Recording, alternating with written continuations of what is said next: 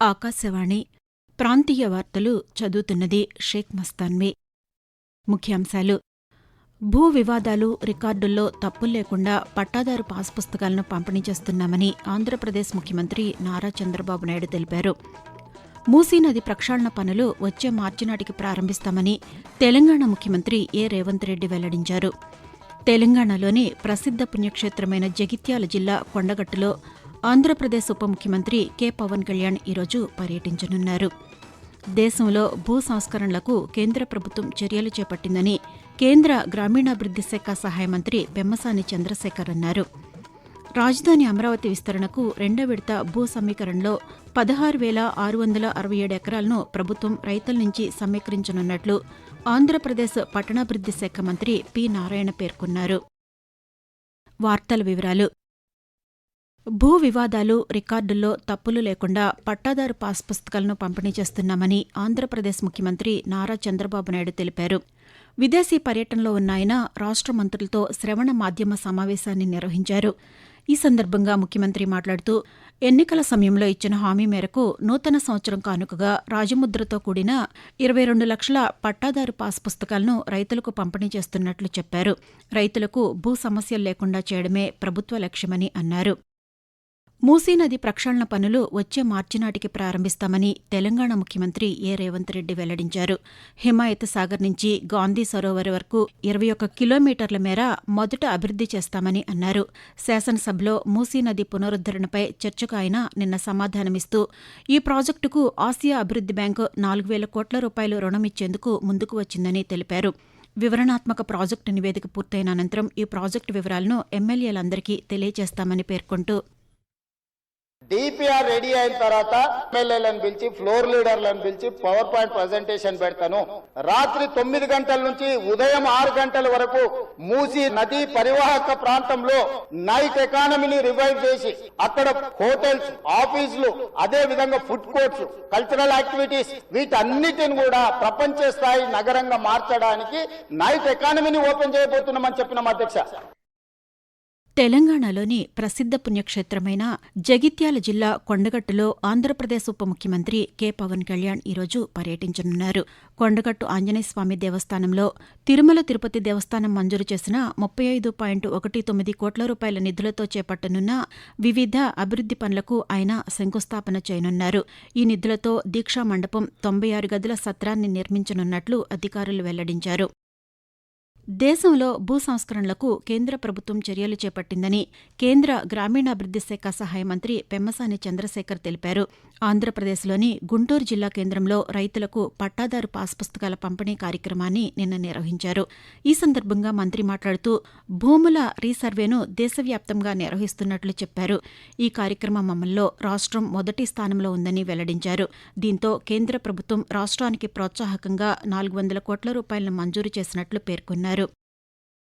ఆంగ్ల మాధ్యమ ప్రభావం నుంచి తెలుగు భాషను కాపాడుకోవాల్సిన అవసరం ఉందని సుప్రీంకోర్టు న్యాయమూర్తి జస్టిస్ పిఎస్ నరసింహ పేర్కొన్నారు. ఆంధ్రప్రదేశ్లోని ఎన్టీఆర్ జిల్లా విజయవాడలో 36వ పుస్తక మహోత్సవాన్ని ఆయన నిన్న ప్రారంభించారు.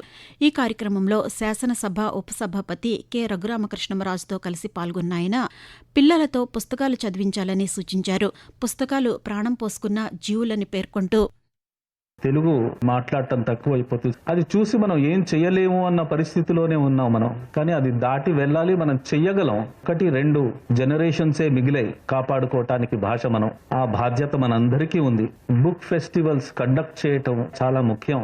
ప్రేరేపించాలి, అందరినీ చదవమని చెప్పాలి. ఆ కల్చర్ కూడా అలవాటు చేసుకోవాలి. పిల్లల్ని తీసుకెళ్లాలి, వాళ్ళ చేత పార్టిసిపేట్ చేయించాలి. మాతృభాష మీద ఉన్న మన రుణం తీరుతుంది. ఆకాశవాణి ప్రాంతీయ వార్తలు వింటున్నారు. రాజధాని అమరావతి విస్తరణకు రెండో విడత భూ సమీకరణలో 16,667 ఎకరాలను ప్రభుత్వం రైతుల నుంచి సమీకరించనున్నట్లు ఆంధ్రప్రదేశ్ పట్టణాభివృద్ది శాఖ మంత్రి పి నారాయణ వెల్లడించారు. ఈ నెల 7వ తేదీ నుంచి భూ సమీకరణ ప్రక్రియ మొదలవుతుందని తెలిపారు. మౌలిక సదుపాయాల కల్పనకు రాజధాని గ్రామాలైన నేలపాడు, మల్కాపురంలో గ్రామ సభలను నిన్న నిర్వహించారు. ఈ సందర్భంగా మంత్రి పాత్రికేయులతో మాట్లాడుతూ, క్యాపిటల్ సిటీలో ఏదైతే రోడ్లు డ్రైనేజ్ ఇవన్నీ డెవలప్ చేస్తున్నారో ప్యారలల్ గా అదే స్టాండర్డ్ 350 కిలోమీటర్ల ట్రంక్ రోడ్లు, 1500 కిలోమీటర్లకు సంబంధించిన లేఅవుట్ రోడ్స్ ఎంతో వేగవంతంగా జరుగుతున్నాయి. ప్రతి గ్రామానికి పక్కనున్న ట్రంక్ రోడ్స్ కానీ లేఅవుట్స్ కానీ ఏ లెవెల్లో ఏ హైట్ వేయాలని ఫైనల్ అయింది. ప్రతి ఇంటి నుంచి వచ్చే వాటర్ ఓపెన్ డ్రైన్ లో పోకుండా అండర్ గ్రౌండ్ లో పోయే విధంగా, అదేవిధంగా వర్షాలు వచ్చినప్పుడు వాటర్ పోయేదానికి స్టామ్ వాటర్, రోడ్లు, ఎలక్ట్రికల్ లైన్స్ డిజైన్ చేశారు. 6 నెలల లోపల ఈ వర్క్స్ పూర్తయ్యేటట్టుగా ప్రణాళిక రచించాం. దేశవ్యాప్తంగా ప్రతిపాదిత పెట్టుబడుల్లో రాష్ట్రం అగ్రగామిగా ఉందని ఆంధ్రప్రదేశ్ ఐటీ శాఖ మంత్రి నారా లోకేష్ వెల్లడించారు. ప్రస్తుత ఆర్థిక సంవత్సరంలో తొలి 9 నెలల్లో ప్రతిపాదిత మొత్తం పెట్టుబడుల్లో 25.3% వాటాను రాష్ట్రం దక్కించుకుందని బ్యాంక్ ఆఫ్ బరోడా తాజా నివేదిక వెల్లడించిందని ఒక ప్రకటనలో పేర్కొన్నారు. నిరంతరం సంస్కరణలు, వేగవంతమైన నిర్ణయాలు పెట్టుబడిదారుల పట్ల స్పష్టమైన నిబద్ధతకు ఇది ఫలితమని తెలిపారు. ఈ నివేదిక ప్రకారం దేశవ్యాప్తంగా మొత్తం మూలధన పెట్టుబడుల్లో 51.2% ఆంధ్రప్రదేశ్, ఒడిశా, మహారాష్ట్రలోనే కేంద్రీకృతమై ఉందని పేర్కొన్నారు. కేంద్ర ప్రభుత్వం నూతనంగా తీసుకువచ్చిన వీబీ జీరామ్జీ పథకం గ్రామీణ ప్రాంతాల అభివృద్ధికి తోడ్పాటునందిస్తుందని ఆంధ్రప్రదేశ్లోని శ్రీకాకుళం జిల్లా బైరీ సింగుపురం గ్రామవాసులు అంటున్నారు. ఈ పథకంలో ప్రతి కుటుంబానికి పని దినాలను 100 రోజుల నుంచి 125 రోజులకు పెంచడం తమకు ఆర్థికంగా ప్రయోజనం చేకూరుతుందని పేర్కొంటున్నారు. వీబీ జీరామ్జీ పథకం గురించి ఉపాధి పథకం వేతనదారుడు టి రాంబాబు ఆకాశవాణితో మాట్లాడుతూ, మహాత్మాగాంధీ జాతీయ గ్రామీణ ఉపాధి హామీ పథకం స్థానంలో వికసిత్ భారత్ అనేది పథకాన్ని ఇచ్చేశారు. చాలా వరకు మనకు ఉపయోగాలు ఉన్నాయి. నిర్ణీత సమయంలో వేతనాలు పడుతున్నాయి. అంతేకాకుండా సెంట్రల్ గవర్నమెంట్ ఎన్ఎంఎస్ యాప్ ను తీసుకొని రావడం జరిగింది. ఈ కేవైసీ ఆధారంగా హాజరులు వేయడం జరుగుతుంది. వాతావరణం. ఉత్తర కోస్తా ఆంధ్రప్రదేశ్ యానాముల్లో దిగువ ట్రోప్ ఆవరణలో వాయువ్య దిశగా, దక్షిణ కోస్తా ఆంధ్రప్రదేశ్ రాయలసీమల్లో ఈశాన్య తూర్పు దిశగా గాలులు వీస్తున్నాయని అమరావతిలోని భారత వాతావరణ కేంద్రం పేర్కొంది. వీటి ఫలితంగా రాష్ట్రంలోని ఉత్తర కోస్తా, యానాం, దక్షిణ కోస్తా, రాయలసీమల్లో ఈరోజు దట్టమైన పొగమంచు 1-2 చోట్ల కురిసే అవకాశం ఉందని వాతావరణ కేంద్రం అధికారి ఎల్ నారాయణ తెలిపారు. తెలంగాణలో రానున్న 2 రోజుల పాటు పొడి వాతావరణం ఏర్పడే అవకాశముందని హైదరాబాద్ వాతావరణ కేంద్రం వెల్లడించింది. ఉద్యోగుల సంక్షేమానికి ప్రభుత్వం కట్టుబడి ఉందని తెలంగాణ ఉప ముఖ్యమంత్రి భట్టి విక్రమార్క పేర్కొన్నారు. సాధ్యమైనంత త్వరగా ఉద్యోగుల బకాయిలను చెల్లించనున్నట్లు తెలిపారు.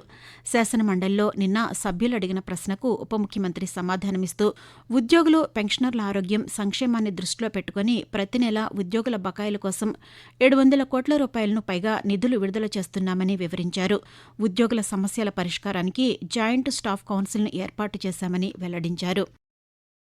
దేశ తొలి మహిళా ఉపాధ్యాయురాలు, ప్రముఖ సంఘ సంస్కర్త, రచయిత్రి, నిమ్న వర్గాల అభ్యున్నతి కోసం అహర్నిశలు శ్రమించిన జ్యోతిరావు పూలే సతీమణి సావిత్రిబాయి పూలే జయంతి ఈరోజు 1831 జనవరి 3వ తేదీన మహారాష్ట్రలోని సతారా జిల్లా నైగావ్ గ్రామంలో రైతు కుటుంబంలో జన్మించిన ఆమె పీడిత ప్రజలు, ముఖ్యంగా మహిళల విద్యాభివృద్ధికి ఎనలేని కృషి చేశారు. సామాజిక మార్పుకు చైతన్యం పొందడానికి, లింగ సమానత్వం సాధించడానికి విద్య ఆయుధమని బలంగా విశ్వసించిన పూలే దంపతులు ఆ దిశగా తమ యావత్ జీవితాన్ని అంకితం చేశారు. 1897 మార్చి 10వ తేదీన సావిత్రిబాయి పూలే తుది శ్వాస విడిచారు. ప్రాంతీయ వార్తలు ముగించే ముందు ముఖ్యాంశాలు మరొకసారి. భూ వివాదాలు, రికార్డుల్లో తప్పులు లేకుండా పట్టాదారు పాస్ పుస్తకాలను పంపిణీ చేస్తున్నామని ఆంధ్రప్రదేశ్ ముఖ్యమంత్రి నారా చంద్రబాబు నాయుడు తెలిపారు. మూసీ నది ప్రక్షాళన పనులు వచ్చే మార్చి నాటికి ప్రారంభిస్తామని తెలంగాణ ముఖ్యమంత్రి ఏ రేవంత్ రెడ్డి వెల్లడించారు. తెలంగాణలోని ప్రసిద్ధ పుణ్యక్షేత్రమైన జగిత్యాల జిల్లా కొండగట్టులో ఆంధ్రప్రదేశ్ ఉప ముఖ్యమంత్రి కె పవన్ కళ్యాణ్ ఈరోజు పర్యటించనున్నారు. దేశంలో భూ సంస్కరణలకు కేంద్ర ప్రభుత్వం చర్యలు చేపట్టిందని కేంద్ర గ్రామీణాభివృద్ది శాఖ సహాయ మంత్రి పెమ్మసాని చంద్రశేఖర్ అన్నారు. రాజధాని అమరావతి విస్తరణకు 2వ విడత భూ సమీకరణలో 16,667 ఎకరాలను ప్రభుత్వం రైతుల నుంచి సమీకరించనున్నట్లు ఆంధ్రప్రదేశ్ పట్టణాభివృద్ది శాఖ మంత్రి పి నారాయణ పేర్కొన్నారు. ఆకాశవాణి ప్రాంతీయ వార్తలు ఇంతటితో సమాప్తం.